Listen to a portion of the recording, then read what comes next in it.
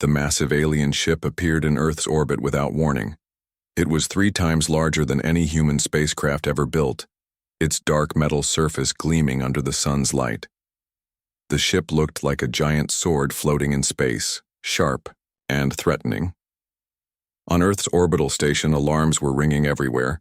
Admiral Jake Morrison stood in the command center, watching the alien vessel through the main screen. He was a tall man with gray hair and calm blue eyes. Around him, officers ran back and forth, checking computers and talking into their radios. "Sir, they're sending us a message," said Lieutenant Kate Brown, her voice shaking slightly. She was young and had never seen an alien ship before. "Put it on the main screen," Morrison said quietly.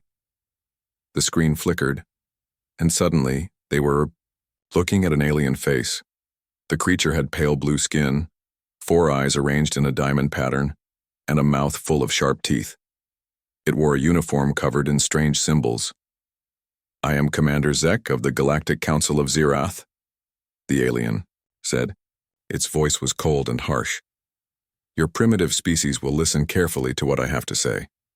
Morrison crossed his arms and waited.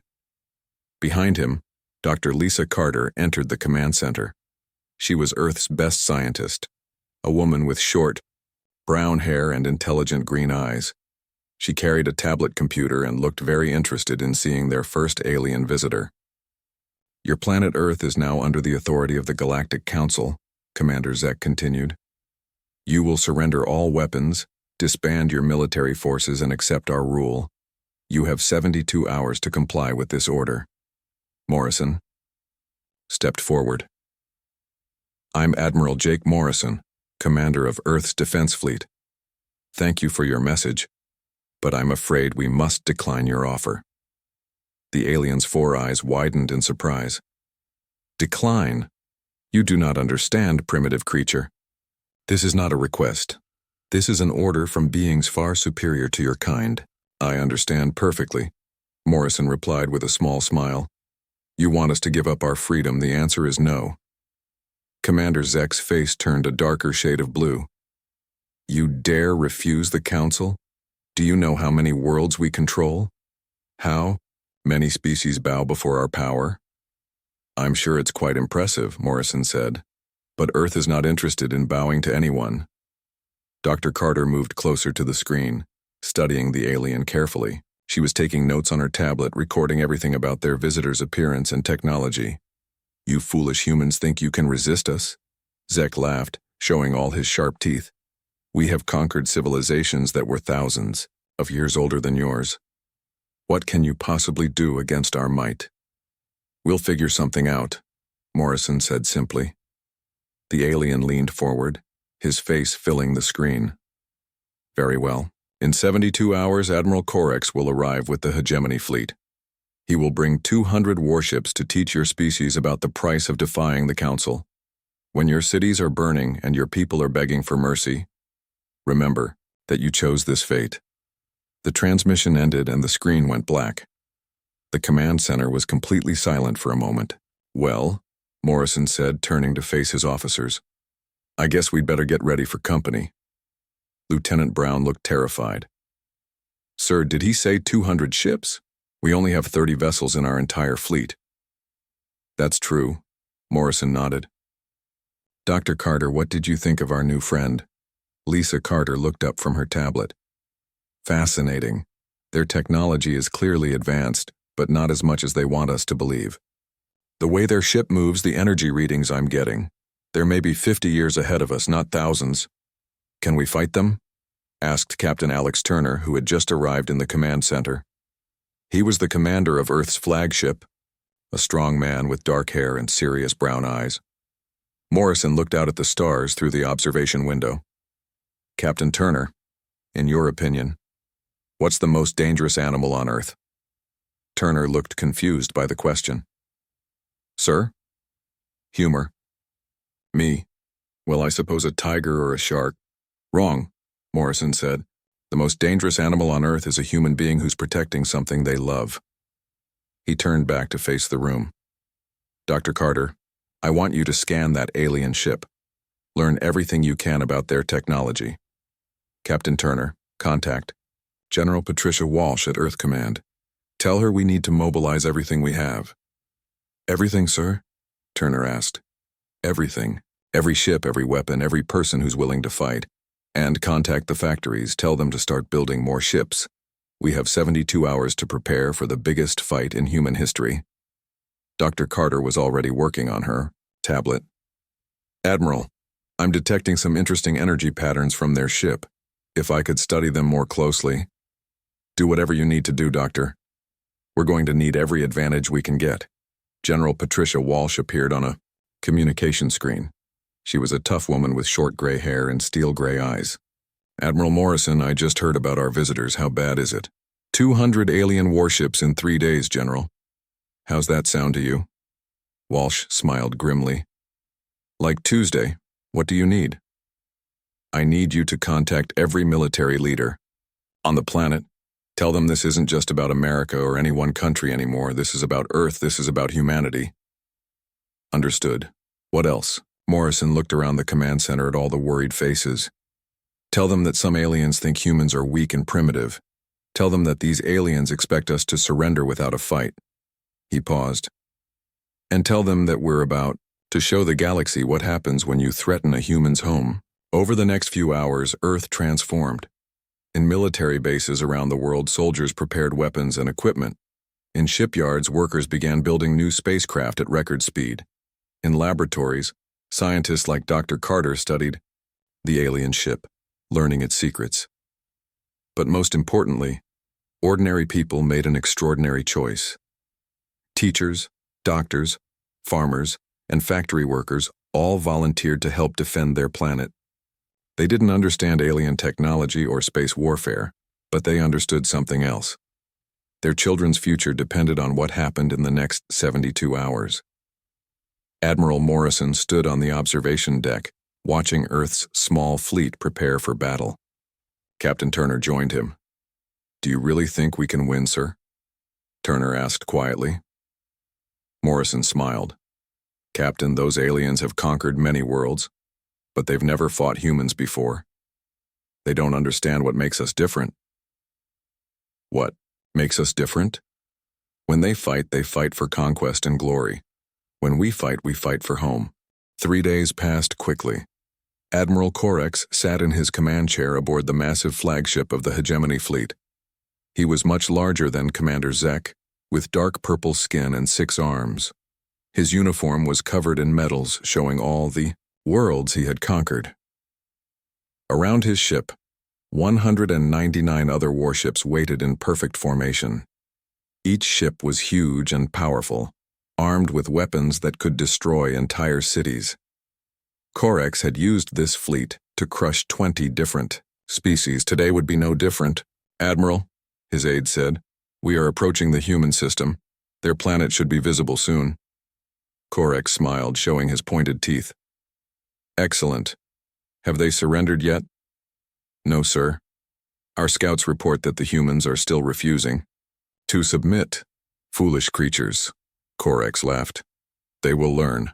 Bring us to attack position above their world. The fleet moved forward through space like a cloud of death. When Earth came into view, Corex expected to see a planet full of frightened humans hiding in their cities. Instead, he saw something that made him pause. Where are their ship, he asked.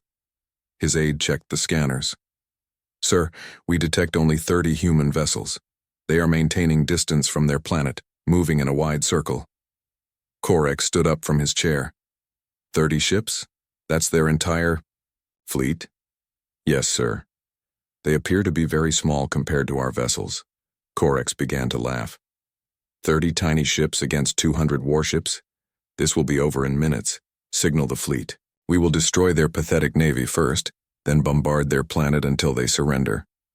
Far away from the alien fleet, Captain Alex Turner stood on the bridge of the ESS Defiance. Earth's flagship was small compared to the alien vessels, but it was fast and well armed. Around him, his crew worked at their stations with calm determination. Captain, his communications officer said, Admiral Morrison is sending a message to the fleet.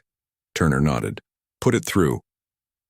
Admiral Morrison's voice filled the bridge of every human ship. This is Admiral Morrison to all vessels.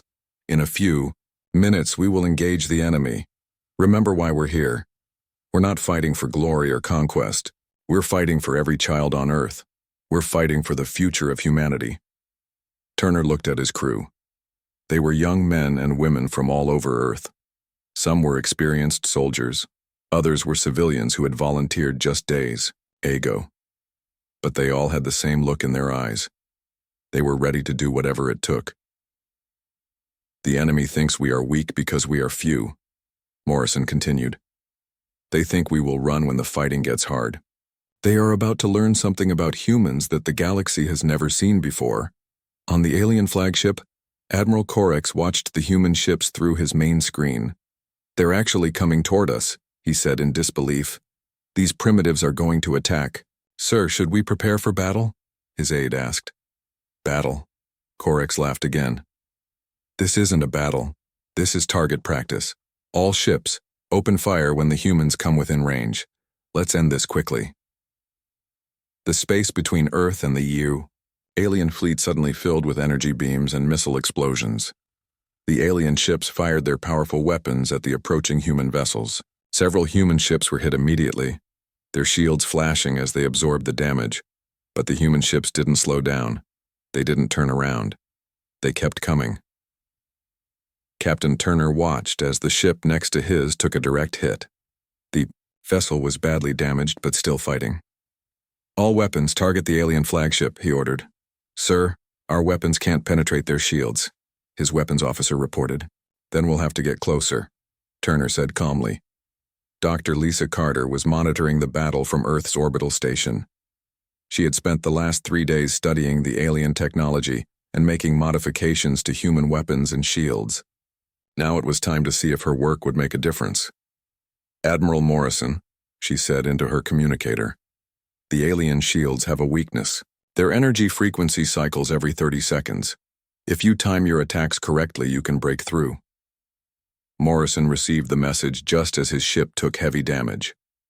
"All ships, this is Morrison. Dr. Carter has found a way through. Their defenses. Wait for my signal, then concentrate all fire on single targets." The human fleet changed its attack pattern. Instead of firing randomly, they began to work together. When Morrison gave the signal, all 30 ships fired at once at a single alien vessel. Admiral Corex watched in shock as one of his ships exploded. "How did they do that?" he shouted. Before his aide could answer, another alien ship was destroyed. Then another. The humans were using tactics Corex had never seen before. They didn't care about protecting themselves. They only cared about hurting the enemy. "Sir, we've lost 12 ships," his aide reported, fear in his voice. "Impossible. They only have 30 tiny ships." "Sir, the humans are not fighting like any species we've encountered before. They're making suicide runs. They're sacrificing themselves to damage our ships." Corex watched as a heavily damaged human ship flew directly into one of his cruisers. Both ships were destroyed in the explosion, but the human captain had chosen to take an enemy ship with him. On the ESS Defiance, Captain Turner saw his chance. The alien flagship's shields were weakening from concentrated human fire. "All power to engines," he ordered. "We're going in." "Sir, that's a suicide mission," his first officer said. Turner smiled. "Maybe. But if we can take out their commander, the rest of their fleet might fall apart." He looked around the bridge at his crew. "Anyone who wants to leave can take the escape pods now." Nobody moved. "Then let's show these aliens what humans do when someone threatens our home," Turner said. The Defiance accelerated toward the alien flagship, its weapons firing continuously. Other human ships followed, forming a deadly spearhead aimed at the heart of the enemy fleet. Admiral Corex realized with growing horror that these humans were different from any enemy he had ever faced. They fought with a desperation and determination that made no sense to him. When their ships were damaged, they didn't retreat. When they were outnumbered, they didn't surrender. They just kept fighting. "All ships, fall back to defensive positions," he ordered. "Sir?" His aide couldn't believe what he was hearing. "You heard me. These humans are insane. They fight like they have nothing to lose." But it was too late. Captain Turner's ship broke through the alien defensive line and fired directly into the flagship's main reactor. The explosion could be seen from Earth itself. Admiral Corex floated in the wreckage of his command bridge. Half of his flagship was gone, destroyed by Captain Turner's final attack. Around him, his crew tried to fix the damaged systems while emergency lights flickered in the darkness. "Report," Corex said weakly. Purple blood dripped from cuts on his face. "Sir, we have lost 47 ships," his aide said, his voice shaking. "The humans lost all 30 of their vessels, but they took nearly a quarter of our fleet with them." Corex couldn't believe it. In 300 years of conquest, he had never lost so many ships in a single battle. How is that possible? They were primitives with tiny ships. Sir, they fought differently than any species we have encountered. They seem to prefer death over defeat. Corex struggled to his feet. "Contact the Galactic Council immediately. Tell them I need reinforcements." 2 days later, Supreme Commander Vaxen arrived with 500 additional warships. He was the most feared military leader in the galaxy, a massive alien with silver skin and 8 eyes. His ship was twice the size of Corex's damaged flagship. "Explain to me how you lost 47 ships to 30 primitive vessels," Vaxen said, coldly as he met with Corex. "Commander, these humans are not like other species. They fight with no regard for their own lives. They sacrifice themselves to damage our ships." Vaxen's 8 eyes narrowed. "You were defeated by suicide attacks? How disappointing." "It wasn't just suicide attacks," Corex said desperately. "They coordinated their efforts perfectly. They found weaknesses in our shields. They fought as if their entire species depended on that one battle." "Because it did," Vaxen said. "But now they have no ships left. Their planet is defenseless. This time, we will destroy them completely." But when the massive alien fleet approached Earth, they discovered that the planet was far from defenseless. Admiral Morrison had used the time after the first battle to prepare surprises for the next attack. "Sir," Vaxen's scanner officer reported, "I'm detecting unusual energy readings around the planet." "What kind of readings?" "Unknown, sir. There appear to be artificial objects hidden throughout the asteroid belt." Suddenly, what looked like ordinary asteroids began to move. They weren't rocks at all, but hidden weapons platforms that had been disguised.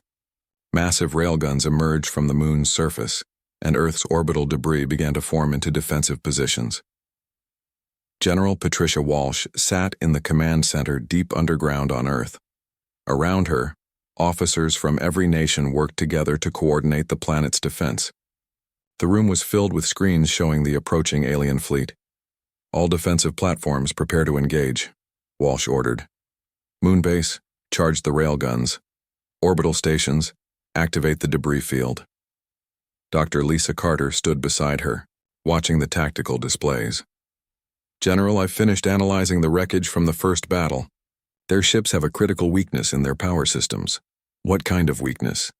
"If we can overload their main reactors, their ships will explode from the inside. I've modified our weapons to target those specific systems." Walsh smiled grimly. "Doctor, you may have just saved our planet." Supreme Commander Vaxen watched in growing alarm as Earth's hidden defenses revealed themselves. "How many weapons platforms do they have?" "Sir, we're counting over 200 hidden installations, and there are thousands of pieces of weaponized debris surrounding the planet." "This is impossible. 3 days ago they only had 30 ships." "Sir, it appears they've been preparing for this battle much longer than we realized." The second battle began with Earth's defensive platforms opening fire. The railguns on the moon launched massive projectiles at incredible speed. The hidden weapons in the asteroid belt fired coordinated volleys at the alien fleet. But this time, Earth wasn't just defending. Admiral Morrison led a new fleet of human ships that had been built in secret over the past few days. These ships were different from the ones in the first battle. They were faster, better armed, and built using technology that Dr. Carter had learned from studying alien wreckage. "All ships, this is Admiral Morrison. Remember Captain Turner and the heroes of the first battle. They showed us that humans can defeat any enemy if we're willing to sacrifice everything for our families." The new human fleet attacked with the same desperate courage as before, but now they had better weapons and stronger shields. More importantly, they had learned from the first battle how to fight the aliens effectively. Supreme Commander Vaxen found himself in a real war for the first time in decades. The humans didn't just fight to survive, they fought to win. When their ships were damaged, they found ways to keep fighting. When they were outnumbered, they used tactics he had never seen before. "Sir, the humans have captured 3 of our ships," his aide reported in panic. "Captured? How?" "They used boarding parties, sir. Small groups of human soldiers who fought their way onto our vessels and took control." Vaxen was horrified. "They're taking prisoners?" "No, sir. They're interrogating our crews to learn about our technology. Then they're releasing them in escape pods." This was completely outside Vaxen's experience. Species that fought the Galactic Council either surrendered or were destroyed. They didn't capture ships and study alien technology while treating prisoners well. On one of the captured alien ships, General Walsh spoke with a captured alien officer through a translator device. "Why do you serve the Galactic Council?" she asked. "Because they are powerful," the alien replied. "Because resistance is futile." "Is that the only reason? Power?" The alien looked confused. "What other reason could there be?" Walsh pointed to a picture on her desk showing children playing in a park on Earth. "We fight for them, for their right to grow up free.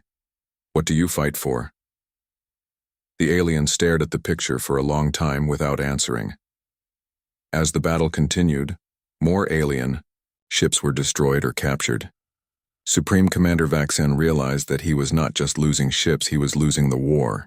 These humans had turned their entire planet into a fortress and their entire population into warriors. But the most disturbing thing was what happened to his captured crews. When they were returned in escape pods, they spoke about how the humans had treated them. The humans had given them medical care, fed them, and showed them pictures of their families. "Sir," one returned officer told Vaxen, "they asked me why I was fighting them. I told them it was because you ordered me to. Then they asked me what I was fighting for. I couldn't answer." Vaxen's 8 eyes widened. The humans weren't just winning battles. They were making his own soldiers question why they were fighting at all. News of Earth's victories spread across the galaxy like wildfire. On distant worlds under Galactic Council rule, aliens gathered around communication devices to hear the impossible reports. For the first time in centuries, someone had defeated the mighty hegemony fleet. On the planet Kepler-7, a species called the Vorthon had been slaves to the Council for 200 years. They worked in mines, digging precious metals for their alien masters. When they heard about the human victories, many stopped working and looked up at the stars. "Is it true?" asked Vex, an old Vorthon miner. "Did the humans really destroy half the hegemony fleet?" "The reports say they did," replied Kira, a younger female. "They say the humans fight like nothing the galaxy has ever seen." Meanwhile, Admiral Morrison stood in Earth's command center, studying reports from across human space. Instead of celebrating their defensive victories, he was planning something that shocked his officers. "Sir, you want to do what?" General Walsh asked, staring at Morrison in disbelief. "I want to pursue the alien fleet," Morrison said calmly. "We're going to take the fight to them." "Admiral, that's incredibly dangerous. We've been lucky defending our home, but attacking them in their own territory." Morrison looked at the tactical display showing alien positions throughout nearby space. "General, we've learned something important from these battles. The aliens aren't used to real resistance. They expect species to either surrender immediately or fight desperately until they're destroyed." Dr. Carter joined the conversation, carrying her usual tablet full of data. "Admiral, I've been studying the communications we intercepted from their ships. The Galactic Council is in chaos. Some want to negotiate with us, others want to send even more ships to destroy Earth." "That's exactly why we need to act now," Morrison said. "Before they can organize a massive response, we need to show the galaxy that the Council can be beaten." Within days, a human fleet left Earth's solar system. But this wasn't just a military expedition. The ships carried something unprecedented, a message of freedom for oppressed species throughout the galaxy. The first alien world they reached was a small planet called Nexus 3. The inhabitants were a peaceful species called the Talari, who had been forced to serve the Council for decades. When human ships appeared in their sky, the Talari expected another conqueror. Instead, they received a broadcast from Admiral Morrison himself. "People of Nexus 3, Morrison's voice came through their communication systems. "We are humans from the planet Earth. We come not as conquerors, but as liberators. The Galactic Council has told you that resistance is impossible. We are here to prove them wrong." General Walsh led the ground forces that landed on Nexus 3. They found a world where alien overseers controlled every aspect of Talari life. The Talari were forced to grow food that was shipped to other Council worlds while their own people went hungry. "We want to help you free yourselves," Walsh told a gathering of Talari leaders. "But this has to be your choice. We won't force freedom on anyone." An elderly Talari named Jorik stepped forward. "You speak of freedom, but the Council will return with more ships. How can we resist beings with such power?" "The same way we did," Walsh replied. "By fighting for something worth dying for, by standing together, by refusing to give up." Dr. Carter worked with Talari scientists, sharing human technology and learning about their advanced agricultural methods. Within weeks, the Talari had not only freed themselves from their overseers, but had begun producing more food than ever before. Word of Nexus 3's liberation reached other worlds. On planet after planet, oppressed species began to whisper about the humans who fought for others' freedom without asking for anything in return. Supreme Commander Vaxen received increasingly desperate reports from across his territory. "Sir, we have rebellions on 17 worlds. The humans are providing weapons and training to rebel groups." "How many human ships are involved in these attacks?" Vaxen demanded. "That's the problem, sir. They're not just attacking with ships. They're teaching other species to fight. The rebels are using human tactics and human weapons, but most of the fighting is being done by the species themselves." Vaxen's 8 eyes bulged with rage. "These humans are like a disease, spreading their rebellion wherever they go." On the mining world of Kepler 7, Vex the Vorthan miner held a human-made weapon for the first time in his life. General Walsh had sent a small team to train the Vorthan rebels. "This weapon will help you fight," the human instructor, Sergeant Mike Davis, explained. "But remember, the real weapon is your courage. The real power is your decision to be free." Vex looked at the other miners around him. They had been slaves for so long that many had forgotten what freedom felt like. But now, inspired by human example, they were ready to fight.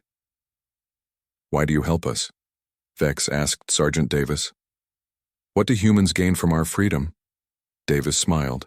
"Where we come from, we believe that all thinking beings deserve to be free. We help you because it's the right thing to do." The Vorthan uprising began at dawn. Using human tactics and weapons, the miners overwhelmed their alien overseers. By sunset, Kepler 7 was free for the first time in 2 centuries.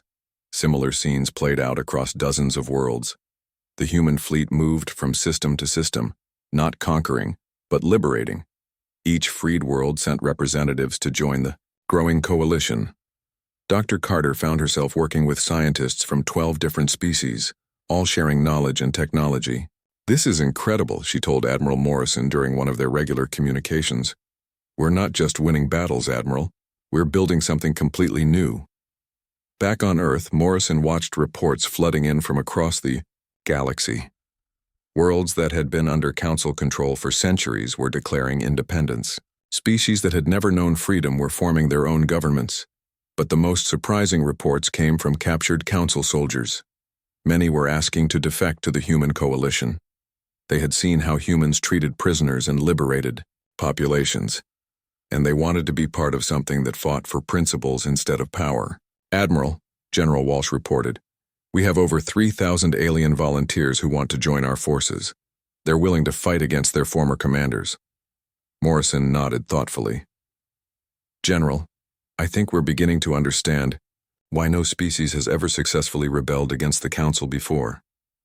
"Why's that, sir?" "Because they were fighting alone. Each species tried to resist by themselves, and the Council could crush them one at a time. But when species fight together, when they support each other," Morrison smiled, That changes everything. The Galactic Council, meanwhile, faced a crisis unlike any in their history. Worlds were rebelling faster than they could respond. Their own soldiers were defecting.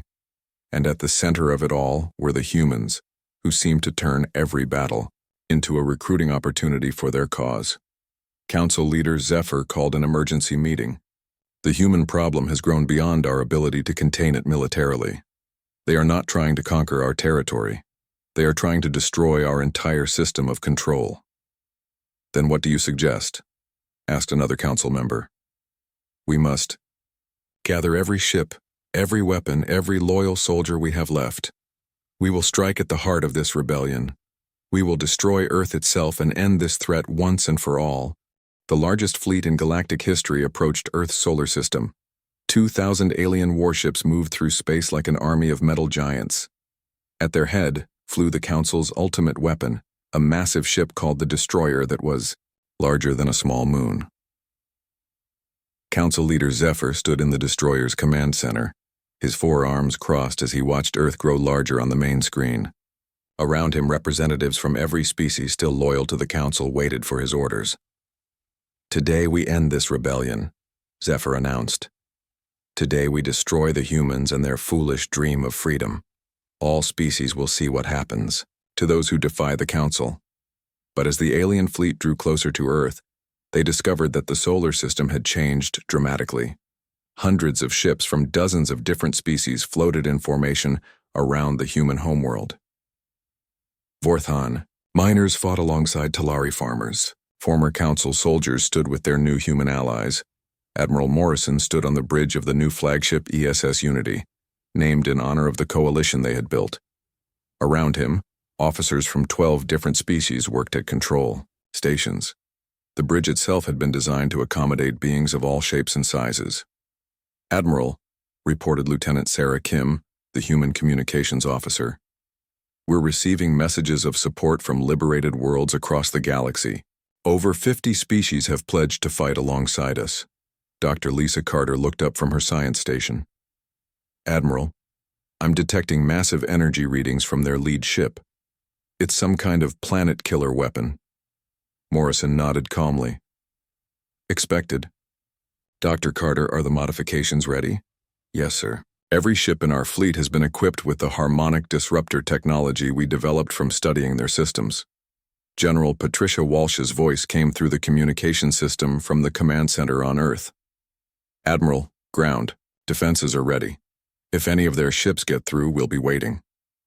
Morrison looked around the bridge at his mixed crew of humans and aliens. Today isn't just about defending Earth. Today we prove that free beings can defeat any tyrant no matter how powerful. The battle began when the Destroyer fired its planet-killer weapon at Earth. A beam of pure energy streaked toward the human homeworld, capable of destroying all life on the planet's surface. But the beam never reached its target. Instead, it struck a massive shield generated by the combined fleets of the coalition. Ships from 20 different species had linked their power systems together, creating a barrier that absorbed the devastating attack. Impossible, Zephyr screamed. No fleet can withstand the Destroyer's main weapon. Sir, his aide reported nervously, the coalition ships are using some kind of shared power system. They're distributing the energy load across their entire fleet. This was Dr. Carter's greatest achievement. She had found a way for different species technologies to work together, creating something stronger than any single species could build alone. The coalition fleet attacked in perfect coordination. Human ships provided speed and tactics, Vorthan. Vessels offered heavy firepower. Talari ships had the best sensors, and dozens of other species contributed their unique strengths.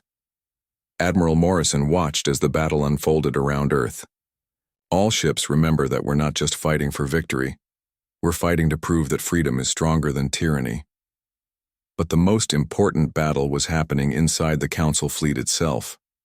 Many alien crews had friends or family, members on worlds that had been liberated by the human coalition. As they fought, they began to ask themselves the same question that had spread across the galaxy. What were they really fighting for? On the Council ship Retribution, Captain Korvik found himself face to face with his own brother, who had joined. the coalition after his world was freed. Korvek, his brother's voice came through the communication system. Why are you still fighting for them? Our people are free now. We have our own government, our own choices. Because... Korvek started to answer, then stopped. He realized he didn't have a good reason anymore. All across the Council fleet, similar conversations were taking place. Soldiers who had fought for the Council their entire lives suddenly found themselves questioning everything they had believed.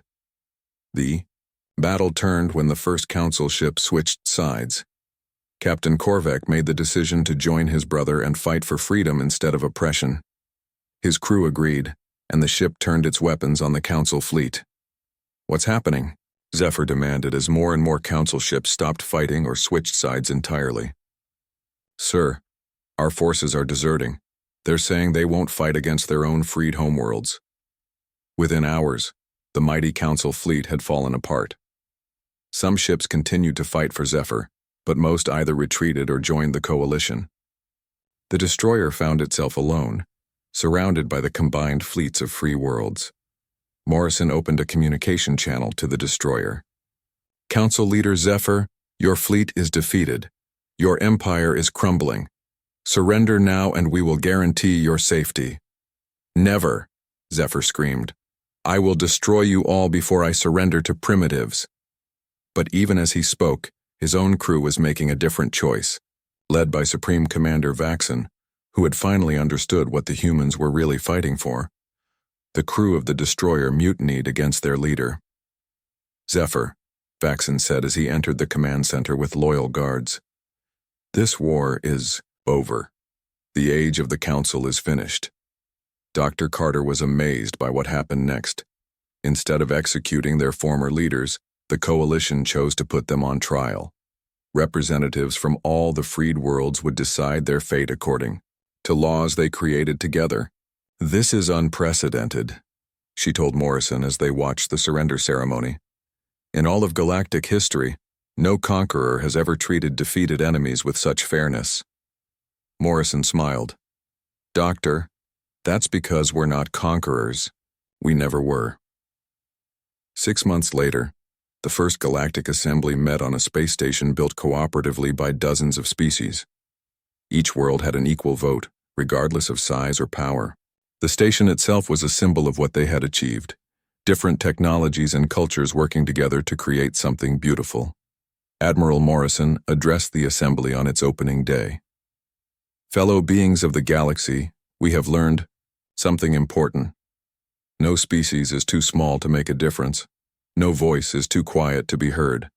And no tyrant is too powerful to be defeated when free beings stand together. In the audience, former Council soldiers sat next to Liberation fighters. Forthan miners spoke with Talari scientists.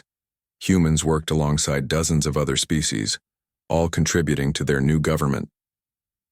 General Walsh, now serving as Earth's representative to the Assembly, stood to make the final point that would define their new age. Many have asked why no one comes back from a war with Earth, she said. The answer is simple.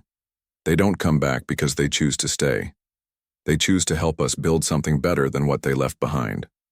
They choose freedom over oppression, cooperation over conquest, hope over fear. Dr. Carter, now leading the Assembly's Science Council, had the last word. The galaxy asked us to surrender our freedom. Instead, we offered them something they had never seen before, the chance to be truly free themselves. And that made all the difference. The age of galactic tyranny was over. The age of freedom had begun. And it all started because a small blue planet refused to bow to those who demanded submission, choosing instead to show the galaxy what beings could accomplish when they fought not for power, but for each other.